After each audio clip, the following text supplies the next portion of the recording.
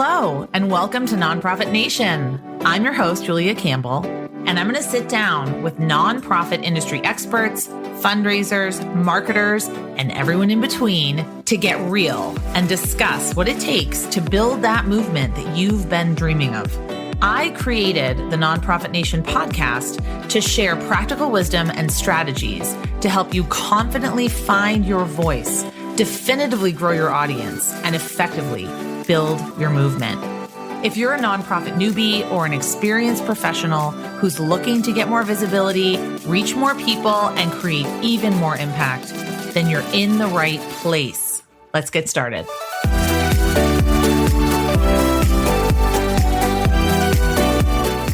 Hello. Hi, everyone. Welcome back to Nonprofit Nation with your host, Julia Campbell. Today, I'm here with my really good friend, colleague, I almost want to say coworker, life coach, business coach, therapist sometimes, Maureen Wallbeoff. I'm so excited to have her here. She is a nonprofit digital strategist and technology coach with more than 20 years of experience in fundraising, marketing, and digital engagement. And Maureen has developed a proven methodology that maps your nonprofit's strategic and operational goals to the right platforms and processes. And you know, I love a good goal map, helping you make good decisions about the systems that you use to engage your supporters. So in addition to her work one-on-one with clients, she has authored 2 guides on nonprofit engagement software. She blogs at her website, and she goes live on Facebook every Friday afternoon to answer your questions about nonprofit technology. So welcome, Maureen. How do you fit us in your busy schedule? Oh, you're a priority for me, Julia. Let's be clear. I will jump at the chance to spend any amount of time with you because all we do is inspire each other and kind of help each other troubleshoot things. So I'm very excited about this podcast and looking forward to the conversation. Yay. Thank you. Thank you so much. So I usually start the podcast off asking, the big question, how did you get started? What's your story? What drew you to nonprofit work?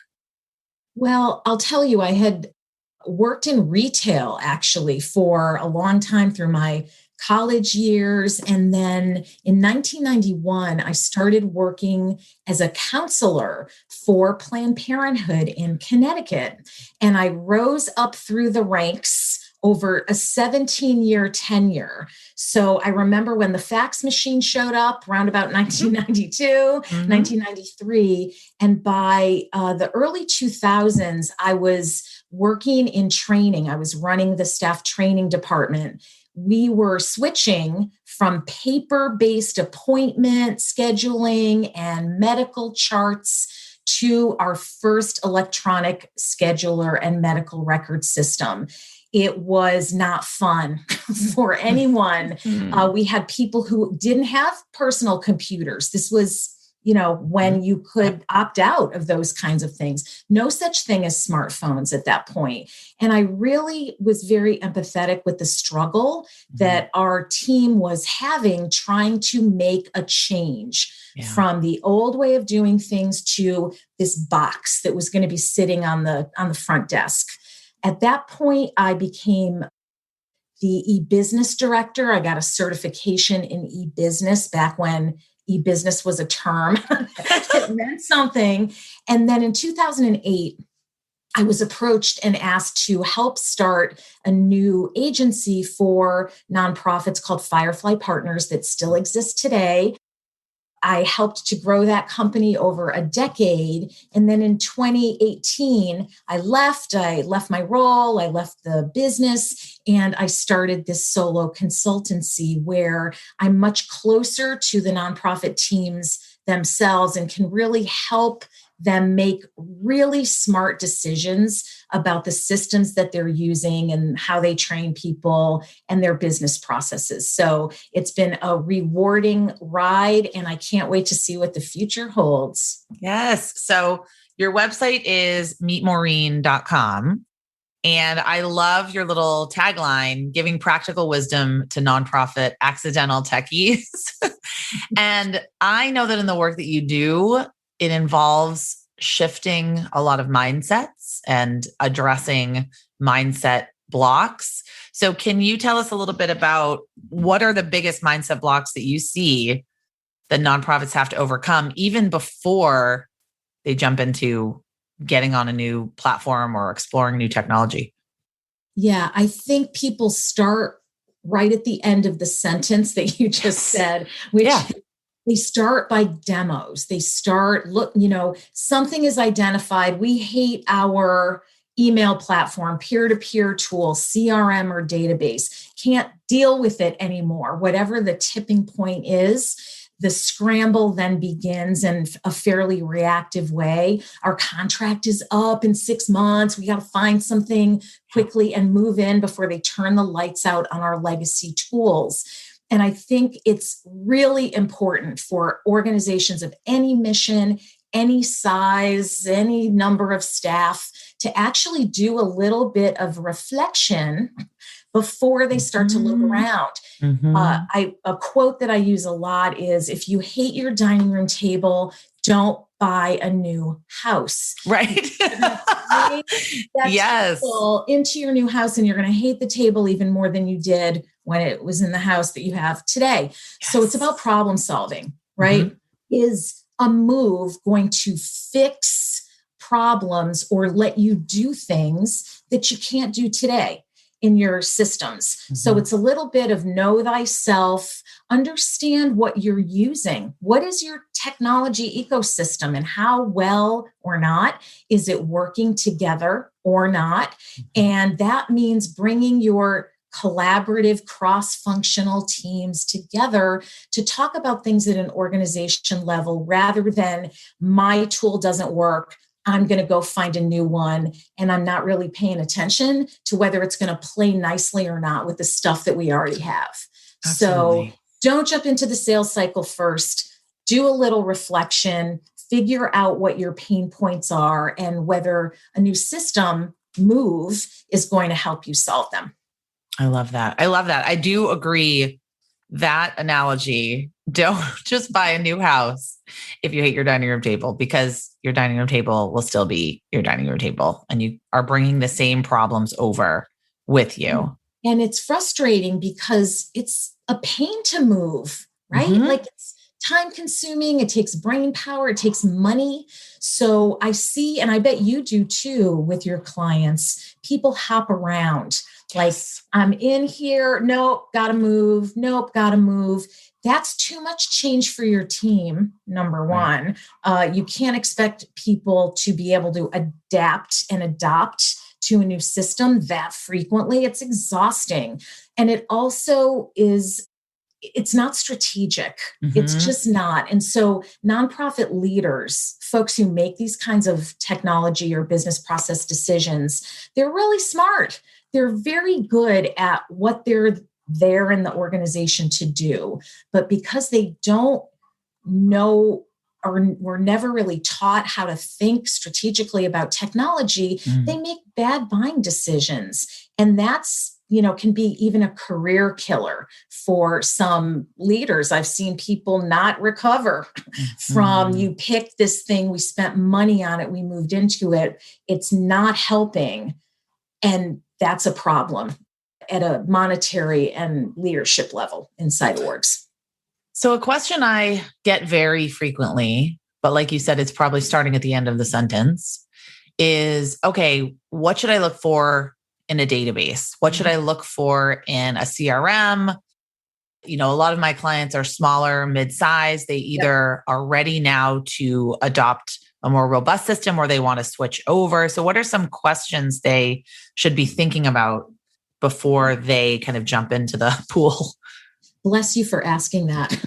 That's great. So you want to really start with your organizational goals over the next 3 to 5 years, because this dirty little secret, not so dirty really, is that most CRMs and databases at any price point do most of the same things. Oh, we should say, what is a CRM? Okay, yeah, that's great. For people that don't know, sorry. No problem. CRM is a constituent relationship management system. And you could call it a CRM, you could call it a database. Essentially, what it means is it's a place where I can store information about people, organizations, and what they do, what they've done. And I can use it to send emails or pull direct marketing lists. Usually there's some fundraising, gift recording stuff happening in there. And depending on the product that you're using, it can often do things like send email marketing messages or fundraising appeals, power event registrations, sometimes even help you manage your social media advertising. So depending on your needs, there's a system out there that can do whatever magical flavor you're looking for. So that's really what we're talking about when we say CRM or database. It's where info is, where you pull it out and you do analysis or manipulate it in some way. So what I always encourage folks to do is just hold a cross-functional strategic technology planning meeting and imagine things. What's going on in your org in the next 3 to 5 years? And if you've got a strategic plan, even if you're like year 4 of the strategic plan, you can evaluate how well your current system is doing at helping you achieve those organizational goals, right? We often think of them as separate things. Your tools, your tech stack, your CRM should be like a staff person. Or 2, how is it helping you do the things you need to do to check those goal boxes? Grow your supporters, increase your sustainers, give a high touch experience to your supporters without needing to send an email to every single supporter that's personalized. So take that high level view. And I ask people really to imagine what's going on in 3 to 5 years. What are you working on? What aren't you doing anymore? How many staff do you have? And it's often the first time that people inside an organization from different teams have had 90 minutes. That's all you really need. 90 minutes or 2 hours if you're a bigger team to reflect on how will a new CRM help us? And then you can layer in questions like, who are our top audiences? And what kinds of information do we need to capture about them? And what might we use that? How will this help our staff do higher level work or increase efficiency inside our team? If you've got folks who are entering data in 3 places, there's really no need for that, my friends. You can figure out a way to move the data without a human person, just people powering your way through updating your systems and using that information. I love that because I'm actually looking for a new CRM myself for my business. And I always start with the tools. This is what someone else is using. I read a review of this, but I absolutely love the idea of just reflecting and visioning not just where you are today, but where are you going to be in 3 to 5 years? Where's your organization going to be? Because you don't want to be moving databases and CRMs and moving all that data and clean, you don't want to be doing that, learning a new system and the learning curve every 3 years or every 4 years. So what do you need? What are you going to jettison? Like maybe you need something to do more virtual events or manage more monthly sustainers. Maybe you're starting a monthly sustainer program or a virtual volunteer program. So I love that. Not just deciding how the technology can help you today, but really how it can help you grow. And the other thing I love that you said, because I say this to my clients, that the technology should be an employee. I always say your website should function like an employee. It should have a job description and it should have performance evaluations every 6 months, maybe even every 3 months at this point, to see, okay, what's working, what's not working. Is it us? Is it the technology? Yep. Or is there just a mismatch in there? Same thing. And actually, if people do want to hop over to my website, meetmaureen.com, I've got a ton of free resources. And one of them is actually like a grading worksheet. Oh, nice. Got all the different types of tools that an organization might be using, gives you space to list the name of the product, who owns it inside your organization. Give it a grade. Like, is it an A or is it an F, and why? So it dovetails really nicely with your example about your website should be reviewed every 6 months or something. Mm-hmm. Stuff changes. And with turnover and things like that, it's always great to get your arms around things a couple times a year, even if 3 weeks later, things have changed. You're writing it in pencil, but it helps you understand where you are. And in terms of the technology, you're going to identify some redundancies. You might have 3 things that send an email. Why? The advocacy team uses this and the fundraising team. Oh, no. I see that all the time. Yeah. And it's a very common thing for teams to pick their own stuff. It's a nice reflection of an organization that's got a culture of trust in it, but it can mess you up when it comes to technology.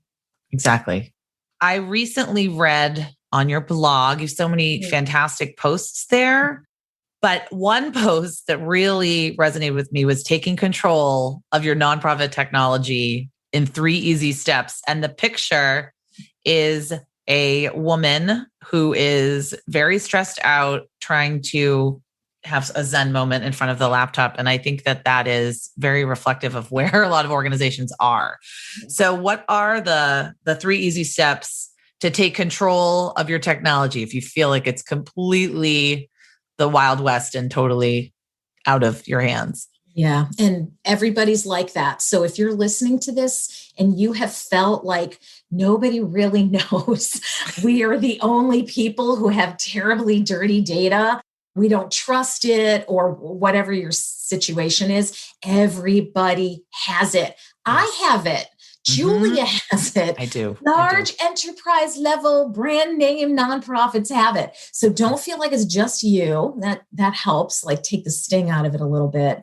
But there are just 3 simple things that you can do, but you have to really do them. You can't just write them down and have intention. These are things that take a little bit of time and focus. So the first one is, I want you to form a work group inside your organization. You need a number of people. And let's imagine, Julia, that someone who's listening has a total team of 5 people inside their organization. You and I can think of some folks that are small and mighty, very lean teams. You all need to help each other with this technology. This isn't somebody else's job. This is everybody's job. And it lets you start to look at all of these things in an organizational view instead of just what I use and whether I like it. Yes. It helps you lay things out. It also gives you a place to make decisions about prioritizing things that you might need to do around your technology or want to do around your technology. If you've got more than 5 people in your organization, folks have issues. They have wish lists, and I need a new donation form for X, or I don't know how to get this report to run. Instead of dealing with that independently, it's much easier to have a parking lot of all the stuff.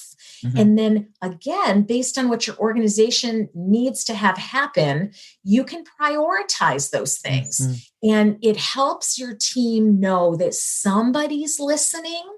And people are paying attention to your pains.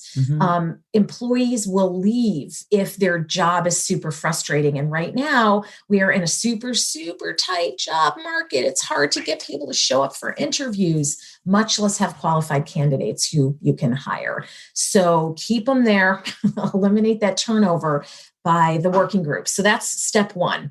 A second step is make some thoughts about your data. You are collecting all kinds of information. I know you are, and I know you're not even looking at half of it. Again, that's a very common scenario for all organizations to experience.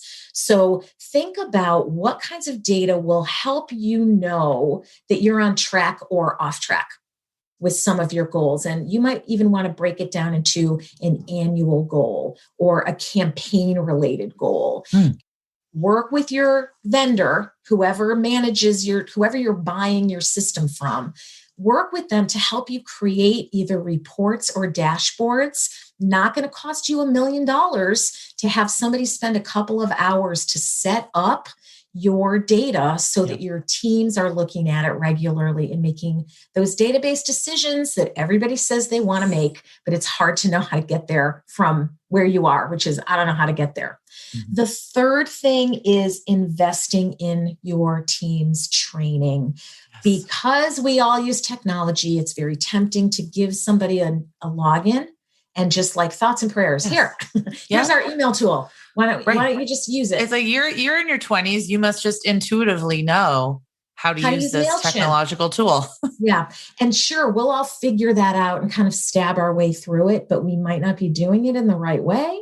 We certainly aren't figuring out how to do it most efficiently on our own. So I don't care if you have no plans to leave your tools this year, next year, whatever. Take a nose count inside your organization. Figure out what people's pain points are about using tools, and then give them some training. Again, go back to your vendor. Maybe they've got videos that people can watch. Maybe you want to buy a couple hours of training for $200. It's not $1 million. And your team is going to be happier and more satisfied when they're logging in. They're going to feel like they're doing a good job at their job. So those are my big three.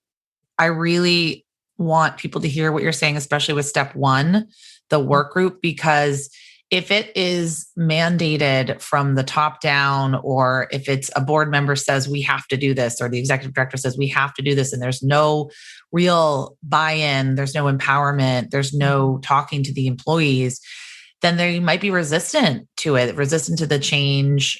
And they might be, just very hesitant to use it and skeptical that it's going to work. So I think having that group that can talk through the goals, talk through the strategy is going to be really, really helpful for people. And of course, if you are an organization of one, then you don't even have to do that. You can just, you can think through, like, I'm the development director. What would the development director want? Now I'm going to put on my marketing hat. What would the marketing person want? Now I'm going to put on my, volunteer manager hat. So if you're wearing all the hats, definitely think through all of the different positions and what the different departments might want, because the goal, I'm hoping, is to grow your organization. So you will have more employees.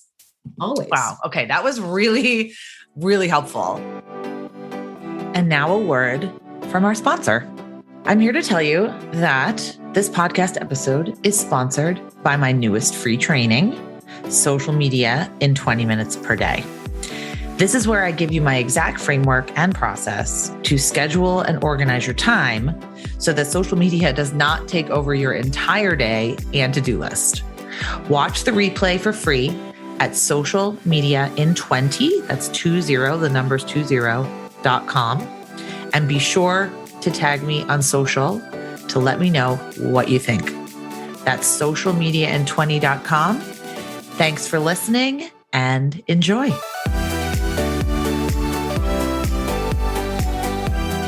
We're going to pivot to talking about pivoting, because you are an expert in teaching nonprofits to manage remote and hybrid workplaces. I know you're doing a lot of training here in Massachusetts. You're doing training across the country. So how can nonprofits, what's your advice to best manage this uncertain hybrid world we're entering, one where things are partially in person and partially virtual? Yeah. So it's hard because we think that we need to just go to the same place and work in the same physical space. That's how we were all taught. That's how we learned how to work, many of us.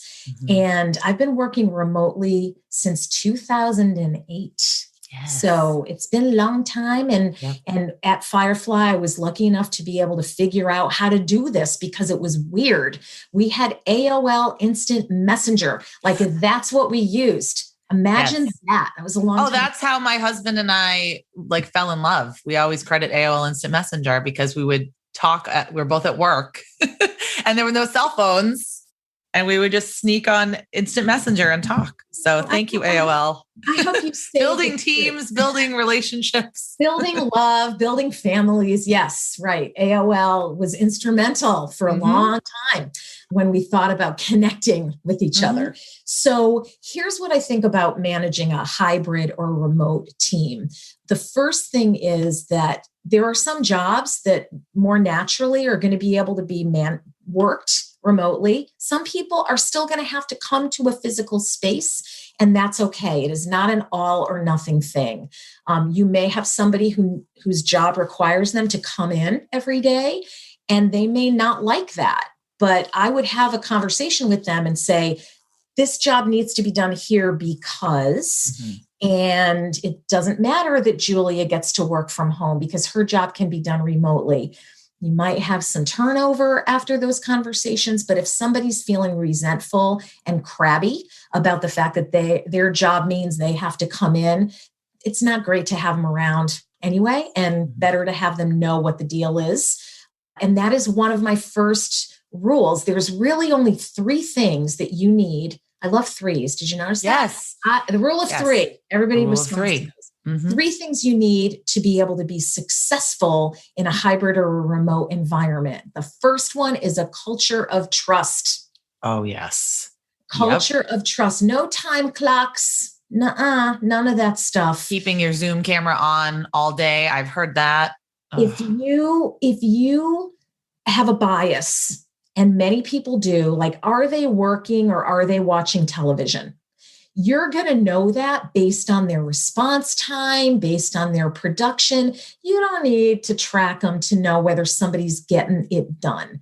So culture of trust is number 1. Number 2 is you've got to have clear expectations. Yes. Expectations are really a person's opinion or a group's opinion of behavior. So when you think about work expectations, we're really talking about how you're going to work and what you're going to do.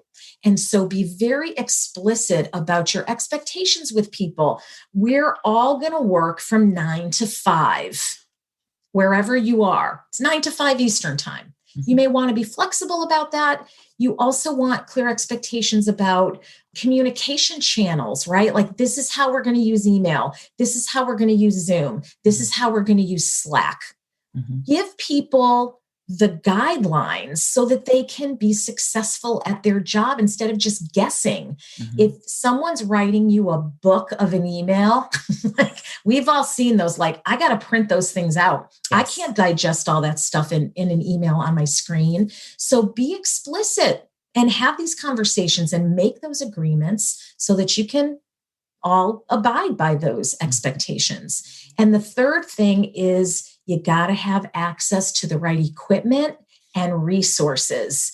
And here is where I have a stance, Julia. And mostly I'm like, we all just figure this out and get along. But I have a stance on equipment, which is you got to provide it. Bring your own device is problematic in a number of ways, but the main ones are you can't control what people are doing and not doing on those machines. Right. Somebody may only have an iPad in their house. Like expecting nonprofit staff at nonprofit salaries to be able to set themselves up with equipment is a failing proposition. And it is embarrassing for someone who doesn't have a camera and can't buy one. That's a fact. It's a fact. I can't spend $50 on a camera. So be ready. If you were providing people equipment in real life in an office, let them take it home. You're allowed to have rules about that. This is how we expect you to use it. And when you leave us, you got to return it in good working order. I just think it is a DEI and accessibility issue. We've got to be inclusive and equitable. in what we're expecting people to provide. And the other risk here with bring your own device is data storage. Yes. So somebody may keep a lot of stuff on their computer. And if you don't know that and they leave, they could be taking all your fundraising contact information with them. So you got to make it a little harder for people to be able to be sloppy with their data. So I think it's possible to be very successful with those three things. And what has happened as we've gone either hybrid or remote is if those three things were a problem for you and your organization, the spotlight is on them in a remote or hybrid environment. Yep. If you didn't have a culture of trust when people were all working in the same space, right? If you didn't have clear expectations, if you didn't give people the right equipment to do a good job at their job, the volume is just getting turned up right now. So they might not be new problems. Oh my gosh, that is so great. I think of how expensive Microsoft Office is when I have to renew it every year or every 2 years, whatever it is. It's so expensive. I mean, a lot of the software is really expensive. And like you said, I do absolutely believe it's an equity issue. And we're dealing with this in schools as well. If we're making kids learn virtually, we need to provide them with a Chromebook. Like my kids all had Chromebooks here. I know other schools had iPads, laptops, things like that. But also just so everyone is on the same page and like using the same equipment, because a lot of times this does happen. People prefer Apple, people prefer PC, but there needs to be some consistency when you're in the office so that everyone can open that PDF, everyone can open that PowerPoint, everyone can send files to each other. You know, you can't have 10 Dropbox accounts and Google accounts, and you need to have really one system where all of the data is housed or all of the important documents are. So yes, I completely agree. If you do not have the culture of trust already in place, it is not going to get better when you move to a virtual environment. So, and let's face it, we all have work to do in those areas. You know, I think just owning it and then figuring out how you're going to stumble your way through it is way better than knowing it's there and pretending it's not. Well, just the culture of work where you have to stay late. You've got to show your face early. You have to be the last one in. I mean, the first one in, the last one out. You have to work weekends. So having clear expectations, I know that I really try hard to set clear expectations of trying not to work on weekends. We've talked about this. We've talked a lot about this. Trying not to work on weekends, trying not to answer emails at 11 p.m. because I think the lines get blurred, and I have worked virtually, remotely since 2010. So the lines do get blurred sometimes between home and work. But as long as those expectations and guidelines are clear, and, you know, Brene Brown says, clear is kind, unclear is unkind. So just be as clear as possible with your employees, with your coworkers as well. You know, if you have to drop your kid off at camp at 9 a.m., you might not be able to make that 9 a.m. staff meeting Zoom call, right? So I find just being honest or trying to work a schedule around your life works really well too. All right. Well, this has been wonderful. This has been really great. I've learned so much and I took a ton of notes. Ooh. How can we find out more about you, Maureen? Yes, you can find me in so many places. It's a little mortifying. I tend to get around. So you can find me on my website, which is meetmaureen.com. You can sign up for my monthly email. I'm not a spammer. I kind of send one a month with lots of links to resources, a little nonprofit technology story in there. And if you do sign up for my email list, you'll unlock all of those free resources that I was talking about. Facebook Lives every Friday afternoon. Those are so great. They're super fun. I'm just very happy that my business coach told me to start doing them 3 years ago. And I did, and I have kept going. So those are every Friday afternoon, 12:30 Eastern time for about 20 to 30 minutes, Facebook/Accidental Techie. And, you know, I also do an advice column for Blackbaud at their SP Engage blog. So if you've got questions about technology, whether you're using Blackbaud products or not, you can submit questions and I'd be happy to answer them.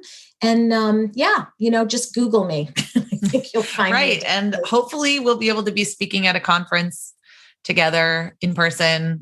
Yeah. Virtually, we do a lot of speaking, but you'll definitely see Maureen at a conference, hopefully soon, depending on what happens in the world. But we're hoping to get together in person soon.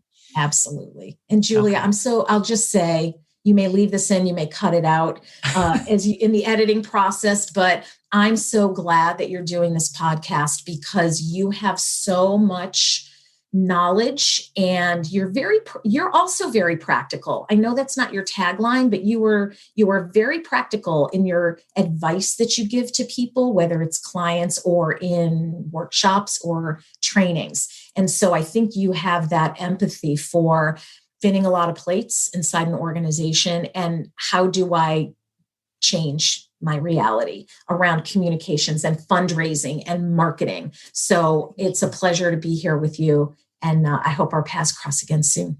Thanks. Yeah, I think we'll keep that in.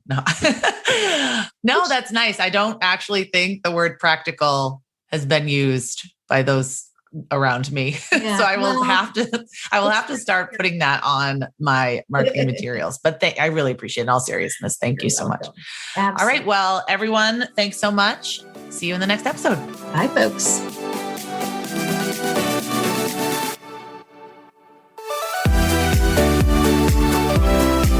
Well, hey there. I wanted to say thank you for tuning into my show and for listening all the way to the end. If you really enjoyed today's conversation, make sure to subscribe to the show in your favorite podcast app, and you'll get new episodes downloaded as soon as they come out. I would love if you left me a rating or a review because this tells other people that my podcast is worth listening to. And then me and my guests can reach even more earbuds and create even more impact. So that's pretty much it. I'll be back soon with a brand new episode. But until then, you can find me on Instagram at JuliaCampbell77. Keep changing the world, you nonprofit unicorn.